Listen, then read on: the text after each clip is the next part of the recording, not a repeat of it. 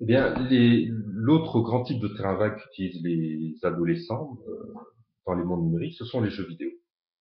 Alors, les jeux vidéo sont des applications qui permettent d'interagir avec des images en utilisant un périphérique, ça peut être un joystick ou le clavier et la souris. Et ils ont aussi la particularité de raconter une histoire. Donc ce sont des médias qui sont assez particuliers puisqu'ils sont à la fois des histoires et puis des systèmes avec lesquels on interagit.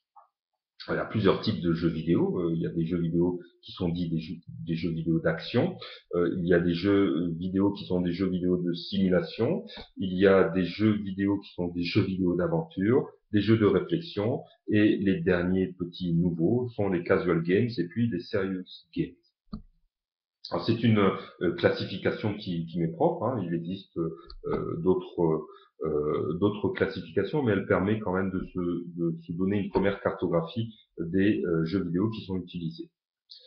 Alors, les jeux vidéo d'action sont des jeux vidéo qui privilégient l'action, bien évidemment. Alors, ce sont des jeux dans lesquels il faut faire vite, il faut avoir l'œil et la main tout à fait alerte.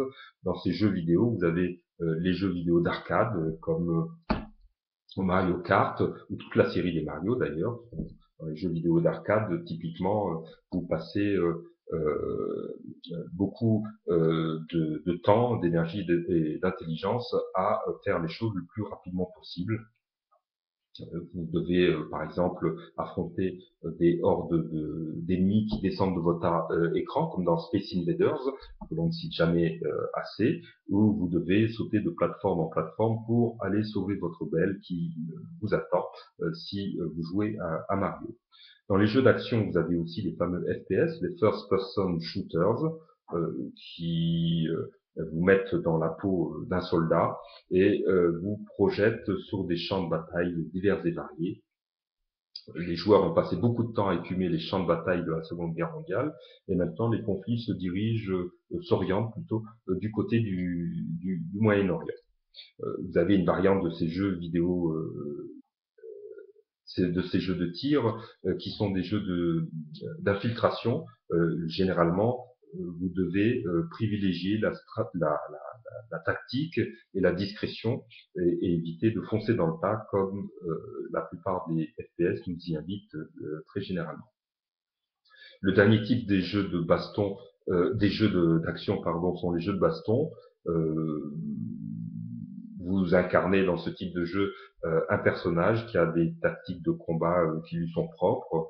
Vous avez des personnages qui sont très habiles dans les coups de pied. Vous avez des personnages qui préfèrent par exemple les combats à distance. Vous en avez qui sont très rapides mais qui ne tapent pas très très fort. Et puis vous avez des personnages qui sont extrêmement lents mais qui produisent beaucoup de dégâts. Alors à côté de ces jeux d'action qui privilégient la rapidité d'action, vous avez des jeux de simulation qui, eux, vont privilégier l'immersion dans une situation. Typiquement, ce sont des jeux dans lesquels vous mettez dans la peau d'un personnage. Vous êtes par exemple aux commandes d'un F-14 et vous devez effectuer une mission de vol ou de reconnaissance. Alors, à peu près tous les environnements ont été simulés. Hein. Je donne l'exemple qui me venait en tête était celui du pilote de chasse, mais vous avez des simulateurs de train, vous avez des simulateurs de fermiers, vous pouvez vous retrouver dans la peau d'une ville avec SimCity ou dans la peau d'une fourmilière avec SimHunt, etc., etc. Dans les jeux d'aventure, ce qui est favorisé, c'est l'identification avec un personnage. Vous commencez l'aventure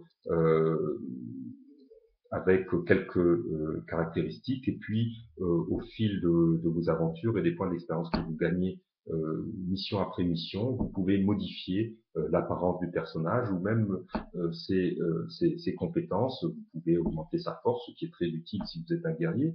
Vous pouvez augmenter son intelligence, ce qui est très utile si vous êtes un mage. Vous pouvez augmenter son agilité, ce qui est très utile si vous êtes un chasseur, etc., etc. Les jeux de réflexion sont des jeux qui privilégient la résolution d'énigmes. un jeu comme elle m'en vient pas à l'esprit parce que j'ai pas assez joué à ces jeux de réflexion. Je préfère les jeux qui sont un peu bourrins. Mais dans ces jeux de Myst, voilà, si quand même j'y ai un peu joué, ma réputation est sauve. Donc dans les jeux de réflexion, vous devez résoudre des énigmes qui sont des énigmes qui sont généralement présentées de façon visuelle. C'est un jeu vidéo, donc on présente des images. Et dans la plupart de ces jeux, vous avez généralement le temps tout le temps dont vous avez besoin pour résoudre les énigmes qui vous sont présentées. À côté de de ces grandes familles de jeux que sont les jeux d'action, les jeux de simulation, les jeux d'aventure et de rôle et les jeux de réflexion, vous avez un nouveau type de jeu qu'on appelle les casual games, qui sont apparus au tournant des années 2000. Ce sont des jeux qui sont très différents des jeux précédents parce que ce sont des jeux dans lesquels la maîtrise de, du dispositif n'est pas tellement compliqué. Ce sont des jeux qui sont très faciles à prendre en main, qui ont une pente d'apprentissage qui est très très douce, mais qui sont finalement complexes à maîtriser. Les premiers jeux de ce type étaient des jeux comme Farmville. Vous êtes à la tête d'une petite exploitation euh, euh, d'une petite exploitation agricole et vous devez construire des granges, de nouveaux espaces pour vos animaux, acheter de nouvelles vaches, etc., etc. Et bien évidemment, puisqu'on est dans les années 2000 et que les réseaux sociaux explosent à ce moment-là, les casual games sont généralement associés à un site de réseau social ou un réseau social et vous pouvez demander l'aide de vos amis qui ne manqueront pas de vous donner le coup de main dont vous avez besoin. Ce qui est vraiment privilégié dans les casual games, c'est le plaisir de jouer. Ce sont des jeux qui sont extrêmement simples et dans lesquels la frustration est très faible. Le grand casual games du moment, c'est Candy Crush Saga, dans lequel eh bien, vous avez des parties infinies.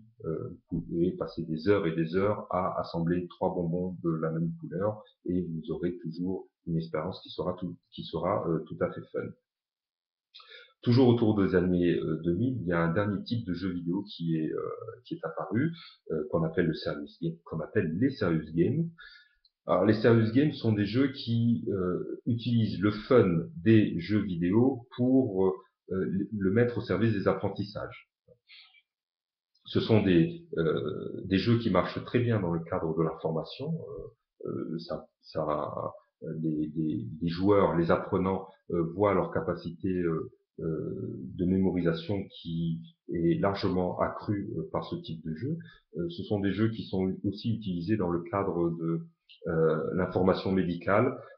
Par exemple, un jeu comme Rémission a été utilisé avec succès pour apporter aux enfants qui étaient traités pour un cancer l'information dont ils avaient besoin.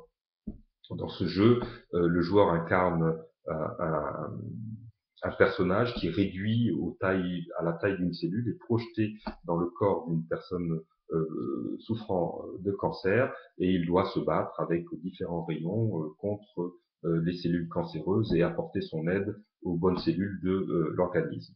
Et au final, lorsque l'enfant ou la personne a suffisamment joué, eh bien, elle dispose d'une information supplémentaire sur les effets au niveau cellulaire du cancer et du traitement qui lui est donné.